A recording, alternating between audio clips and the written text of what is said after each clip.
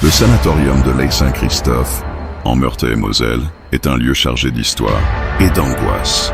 Construit au début du XXe siècle, il accueillait des patients condamnés par la tuberculose, une maladie alors incurable.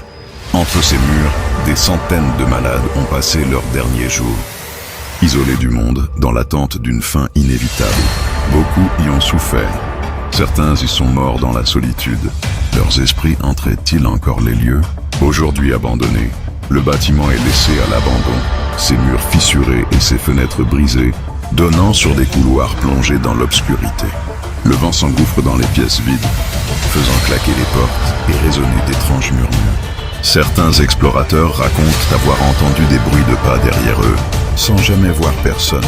D'autres affirment avoir aperçu des ombres furtives glisser entre les pièces.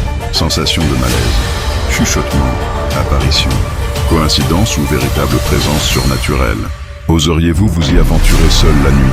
Laissez-moi votre avis en commentaire.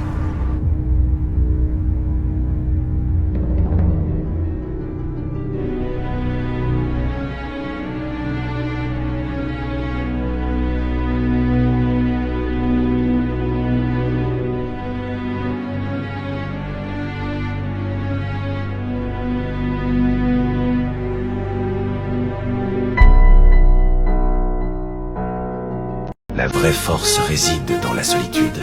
Devenir un loup solitaire, c'est comprendre que pour survivre, tu ne peux compter que sur toi-même. Être seul, c'est le seul moyen de garder le contrôle. Contrôle sur tes pensées, tes actions, ta destinée. Dans l'obscurité, entouré de silence, c'est là que tu entends la vérité la plus pure, la voix qui te guide. Chaque fois que tu fais confiance à quelqu'un, tu donnes un morceau de toi, un morceau que tu ne récupéreras jamais. Et dans ce jeu, chaque morceau perdu te rapproche de ta perte. Alors oui, je choisis la solitude. Je choisis d'être ce loup solitaire qui avance dans la nuit, indépendant, libre. Parce que dans la liberté, il y a du pouvoir. Le pouvoir de choisir, de décider de ton propre sort. Ne te méprends pas. La solitude n'est pas pour les faibles. C'est un choix.